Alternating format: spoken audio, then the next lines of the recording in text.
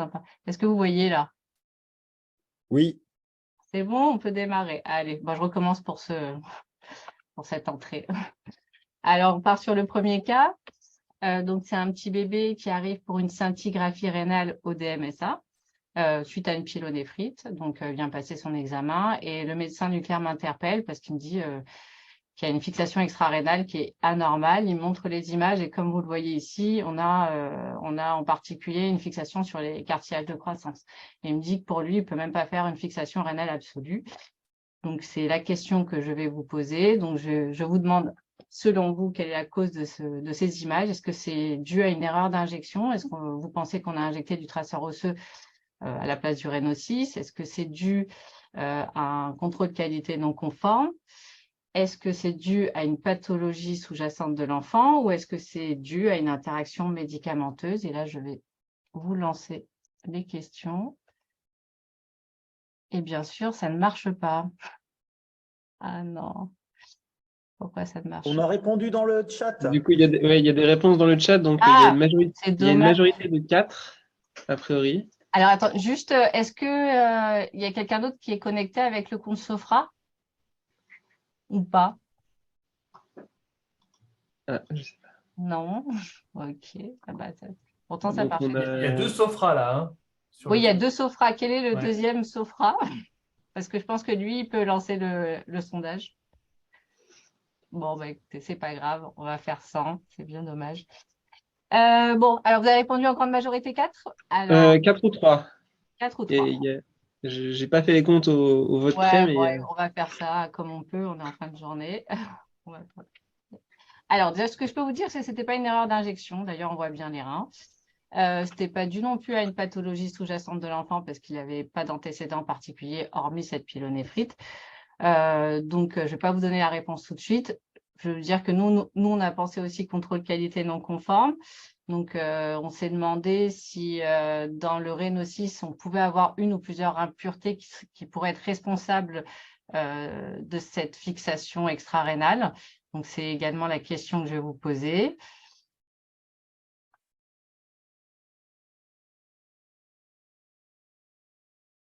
Alors, du coup, je vais regarder les discussions. Donc, pour l'instant, on n'a pas encore de réponse. On a des 3. On a des 3. OK. 2. Bon. Ouais, voilà. 1 et 2. OK. Eh ben alors, la réponse, en fait, est la réponse 5. Le technétium oxydé libre, il se fixe sur le tissu digestif, les thyroïdes, mais pas de raison qu'il se fixe sur les cartilages de croissance. Technétium colloïde, ça va plutôt foie, moelle osseuse. Le DMSA3, évidemment, c'est notre médicament radiopharmaceutique, c'est pas une impureté. La 7 n'existe absolument pas. Et la 5 existe bien. Et en fait, elle a une affinité pour les cellules qui se multiplient rapidement. Donc, elle a une affinité pour certaines tumeurs et elle pourrait effectivement fixer du cartilage de croissance. Alors, à quel moment on peut trouver cette impureté? Eh ben, quand on est en milieu alcalin, c'est pas pour rien que le Rhénocis est très acide, mais si vous le basculez en milieu alcalin, c'est une impureté qui apparaîtra. Et ça peut être aussi le cas lorsqu'il y a de l'oxydation. Donc, quand vous faites rentrer de l'oxygène dans le flacon, c'est pas impossible d'avoir du DMSA5. Donc, nous, on avait fait le contrôle qualité le matin du Rhénocis. Donc, c'est un contrôle qualité qui est équivalent à celui des RTP, qui met en évidence uniquement le technétium libre et elle n'est pas capable de différencier les formes 3 et 5. Alors, du coup, on a cherché notre méthode et on a trouvé la méthode Whatman sérum physiologique où là, on arrive à différencier les 2 formes. La forme 3, elle reste au dépôt. La forme 5 a tendance à migrer avec le technétium libre. Donc, on a testé avec la deuxième méthode notre préparation et il n'y avait pas particulièrement de DMSA5, enfin, en tout cas, rien qui pouvait, pas en quantité importante. Donc, on a rejeté cette hypothèse et on s'est attardé effectivement sur l'interaction médicamenteuse. Alors, on a regardé le dossier patient, l'enfant était sous ceftazidime, bon, c'était pas très étonnant. Et en discutant avec la manip radio, elle me dit qu'effectivement, le petit est descendu avec un pouce seringue électrique. Et comme elle ne voulait pas le repiquer, elle a injecté dans la rampe sans avoir évidemment rincé avant. Donc, on est parti sur l'hypothèse interaction Rhénocis-Ceftazidime. Et pour le mettre en évidence, on l'a fait in vitro. Donc, on a fait une préparation de Rhénocis qu'on a contrôlée avec la méthode Whatman, sérum physiologique. Et puis après, on a rajouté de la ceftazidime et on voit bien que ça change quand même l'aspect de la CCM. Alors, est-ce que c'est du DMSA5 parce que le pH est plus élevé à cause de la ceftazidime? Ben, je ne peux pas en être sûr. C'est peut-être un complexe Rhénocis-ceftazidime. Ce qui est sûr, c'est qu'il y a une interaction. Donc, on a rappelé à l'ensemble des équipes que de toute façon, c'est la base. Quand on injecte dans une trempe, on rince avant, après. C'est une règle qui est vraie pour les radiopharmaceutiques, mais tous les médicaments aussi. Donc, voilà pour le premier cas. On va passer au second cas. Donc, ça s'appelle avoir du sang froid. Donc là, on est en 2013 à Aix-en-Provence. Les médecins nucléaires veulent mettre en place des marquages in vivo des globules rouges pour faire des fractions d'éjection ventriculaire. Donc, bon, rien de plus simple hein, sur le papier. On reconstitue du pyrophosphate d'étain, on injecte, puis on injecte 1 heure après du technétium. Moi, je ne pensais pas que ça allait rater. Hein. Et ben, les 2 premiers patients qui arrivent ont eu des images ininterprétables. C'est ce que je montre ici, alors que c'est censé ressembler à ça. Bon, de toute façon, hein, quand ça ne marche pas, on se tournera toujours vers le radiopharmacien et on nous dira, mais qu'est-ce que tu as fait avec l'après? Parce qu'elle était bonne. Et donc, c'est la question que je vous pose. À votre avis, à quoi sont dues ces images? Est-ce que c'est parce qu'on s'est trompé de posologie de pyrophosphate?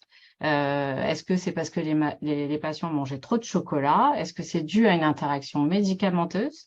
Petit 4, est-ce que c'est dû à une interaction avec le cathéter en téflon? Ou petit 5, à autre chose? Si vous voulez répondre. À vos votes. Alors, je vois du 4. Je vois du 3. OK. Ben, il n'y a pas la bonne réponse. Alors, en tout cas, ce n'était pas une posologie non conforme. Hein. On s'est vérifié à plusieurs fois. Ce n'était pas non plus une interaction médicamenteuse. 2 patients qui, coup sur coup, ont des images pareilles. Il y avait peu de chances que ça le soit, mais on a quand même vérifié. Ils n'avaient pas un médicament en commun. Alors, le chocolat, c'était pourquoi pas? C'est une question que je vous pose. Est-ce qu'à votre avis, le chocolat peut interagir avec les marquages de globules rouges? Alors, vous avez le choix de non. Vous ne voyez pas le rapport. Le chocolat, c'est bon pour la santé, ça ne peut pas être mauvais. Hein. Ou 2, oui, les antioxydants contenus dans le chocolat peuvent empêcher la réduction du technétium dans les globules rouges. Ou enfin, 3, oui, le cacao contenu dans le chocolat forme un complexe technétié, diminuant le marquage des globules rouges. Ah oui, tout le monde aime le chocolat, donc c'est du 1 à fond. Ouais, le chocolat, c'est bon. C'est ça, il y a un biais là. Ouais, mais c'est pas bon avec les fèves. Donc oui, ça interagit effectivement avec les marquages aux globules rouges, puisque ça va empêcher la réduction. Et ça, c'est pas moi qui l'ai prouvé. C'est mon maître Benjamin Guillet qui m'a formé, qui l'a prouvé à l'époque où j'étais interne. Hein. C'est lui qui m'a appris à lancer des investigations dans des images bizarres. Et donc, c'était le même cas de figure. Un patient dans l'image était pas très joli. Et il l'a interrogé pour voir s'il avait un médicament particulier. Et il n'avait pas de médicament, mais il avait bu du chocolat chaud le matin. Et donc, il l'a tenté. Il me semble bien qu'il a pris des volontaires, ses étudiants, je crois. Il leur a fait une prise de sang avant. Il leur a fait manger une tablette de chocolat, mais il y a pire dans la vie. Et il leur a pris une prise de sang après. Et je crois qu'il a fait des marquages in vitro et il a montré qu'effectivement, il y avait un rendement de marquage qui était nettement diminué après ingestion de chocolat. Donc, c'est comme pour les scintigraphies cardiaques, il y a des restrictions au niveau de ce qu'on peut prendre le matin. Donc, normalement, on devrait dire à nos patients FEV de ne pas prendre de chocolat le matin, théoriquement. Donc, dans ce cas-là, pareil, comme il y a 2 patients, dans les 2 patients, aucun des 2 n'avait pris de chocolat, ce qui était bien dommage, ça nous aurait bien aidé. Reste l'interaction cathéter de haut téflon. Hein, pour ceux qui ont regardé un peu les RCP de l'angio 6, elle apparaît, pas contre-indication, mais cette interaction. Il faut savoir que nous, on a injecté effectivement les 2 patients avec un cathéter. Alors, quand j'ai fait un peu de bivio, je n'arrivais pas à trouver le vrai mécanisme de cette interaction. Je ne voyais pas pourquoi, là, d'un coup, le téflon allait interagir avec le pyrophosphate, alors qu'on ça gêne pas pour tout le reste. Donc, j'ai voulu le mettre en évidence in vitro. Donc, j'ai planté un cathéter en téflon dans un flacon sous vide. J'ai injecté du pyrophosphate suivi de technétium. L'idée, c'est de faire une CCM avant et après. Je voyais bien que là, j'avais que la forme oxydée, la forme réduite. Et puis, je regardais s'il y avait une histoire d'adsorption. On n'avait pas non plus. Je l'ai refait plus d'une dizaine de fois, toujours le même résultat. Donc, pour moi, cette interaction, elle n'existe absolument pas puisque le pouvoir du PIP est maintenu malgré tout. Donc, pour moi, c'était pas ça, mais c'était autre chose. Mais autre chose quand même liée au CAT, puisqu'en fait, en parlant toujours avec les manips, c'est ça l'investigation, il faut parler un peu avec tout le monde et détailler un peu chacun de leurs gestes presque. Je me suis rendu compte que le manip n'avait pas rincé le cathéter. C'est toujours une histoire de rinçage, c'est souvent le cas, il faut y penser. Il me dit, bah non, le volume de pyrophosphate étant élevé, je dis, bon, on va rien perdre dans le cathéter, mais c'est pas une histoire de perdre quelque chose. Je lui ai dit que le volume résiduel du 4 plus robinet, il est autour de presque 0,2 ml. Et pour l'avoir testé in vitro, ces 0,2 ml, elles suffisent à réduire instantanément les 700 mégabecquerels qu'on injecte par la suite. Donc moi, mon hypothèse, c'était que comme c'est pas rincé, au moment de l'injection, et ben en fait, le technétium s'est réduit dans le cathéter avant de rentrer dans le compartiment sanguin, alors que le marquage in vivo, c'est bien donc du pyrophosphate qui rentre d'abord dans les globules rouges, suivi ensuite du technétium qui rentre aussi dans le globule rouge, et c'est dans le globule rouge qui se réduit, et c'est pour ça qu'il est piégé. S'il est réduit avant, on comprend bien que ça ne fonctionne pas. Bon, qui dit hypothèse, dit vérification, on refait venir les 2 patients et on fait l'examen dans les mêmes conditions, à cela près qu'on rince. Et là, magique, on a une image qui est interprétable. Donc voilà pour le cas numéro 2. Et on passe au cas numéro 3, se faire de la bille. Vous notez que j'ai fait un effort particulier pour trouver des titres. Donc celui-ci, alors c'est le seul cas qui ne concerne pas un patient, mais une série de patients, puisque en fait, ce jour-là, je suis interpellée par le médecin nucléaire parce que sur toutes les scintigraphies osseuses apparaît la vésicule biliaire. Bon, alors, je vais voir ces images et non seulement on voit la vésicule biliaire, mais en regardant bien, on voit même les parathyroïdes. Et ben pourtant, quand j'ai fait ma chromato, la chromato que vous voyez était magnifique, pas d'impureté. Et ben voilà, c'est toujours pareil, il faut trouver la raison. Donc c'est la question que je vous pose.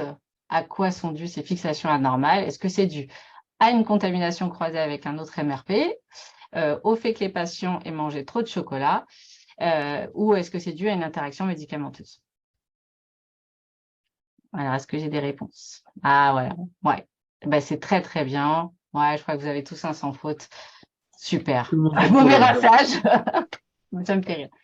Alors, donc, effectivement, c'était la réponse 1. Alors, moi aussi, j'ai pas trop galéré pour ce cas-là parce que, alors, la vésicule biliaire, j'ai pas tilté tout de suite, mais les parathyroïdes, oui, sachant qu'on avait des cœurs.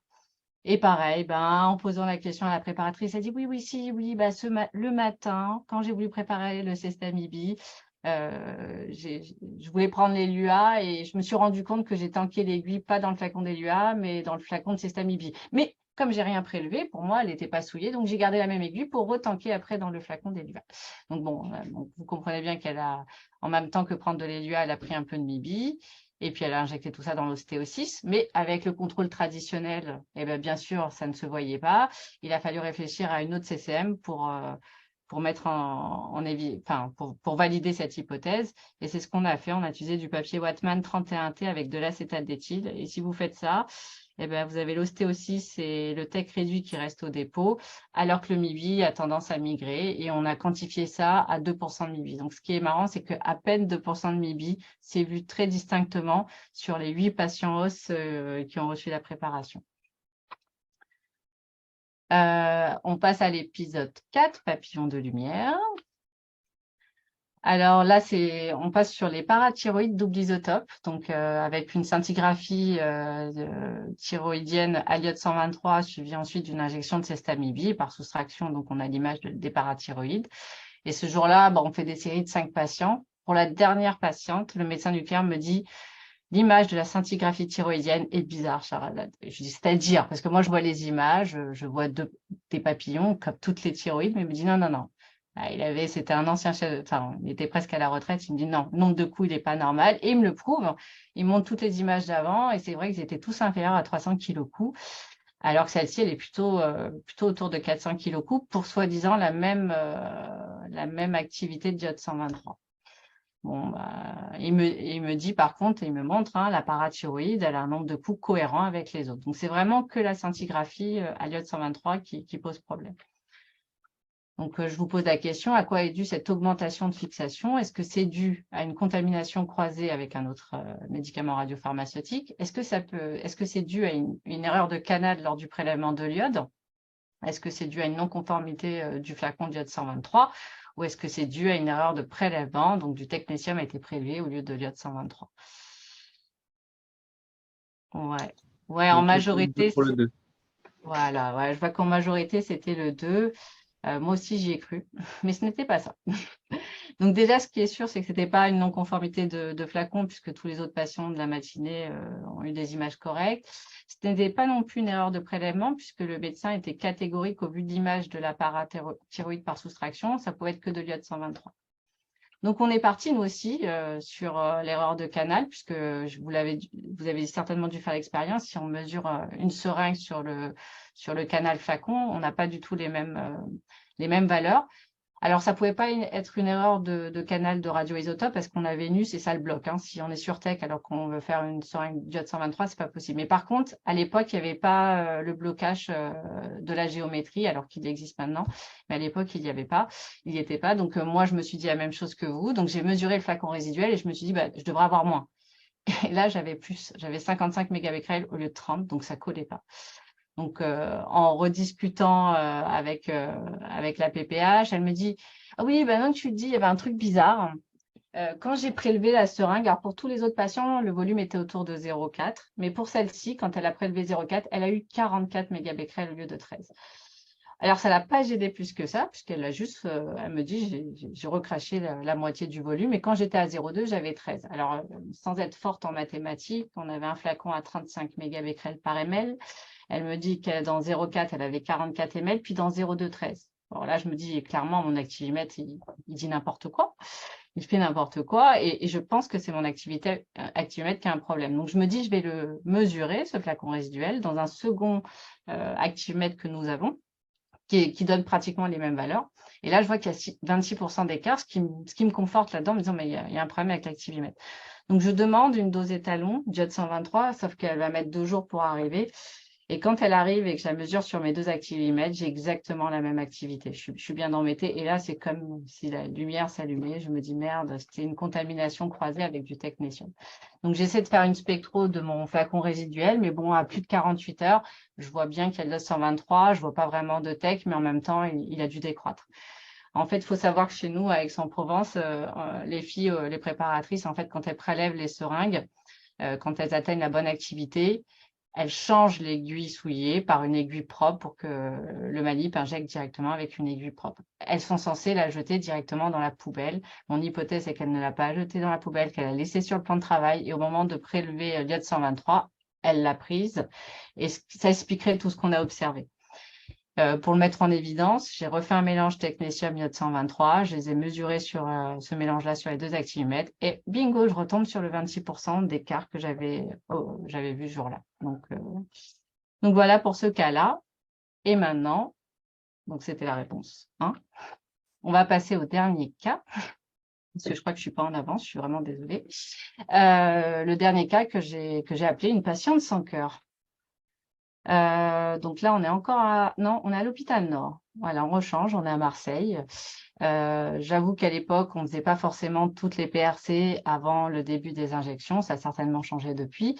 Mais à l'époque, ils avaient donc, la manip avait fait la préparation et ils avaient injecté, mais ils m'ont appelé parce que dès la première patiente, pas de cœur visible. Donc, ils ont pensé peut-être à une extravasation, ils ont fait un corps entier et ils ont vu ce type d'image. Alors, ce n'est pas les images originales, mais ça ressemblait exactement à ça.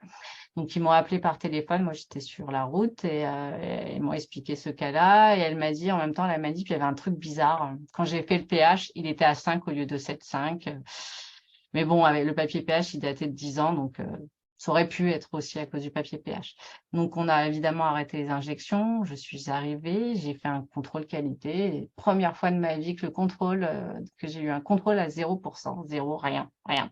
Je l'ai fait 4 fois. C'est très perturbant d'avoir un tel contrôle qualité. Mais en même temps, c'était cohérent avec cette histoire de pH parce que c'était en fait finalement le pH de l'ELUA, quoi. Donc, ma question, c'est, selon vous, quelle est la cause de la PRC non conforme du maillot jeu?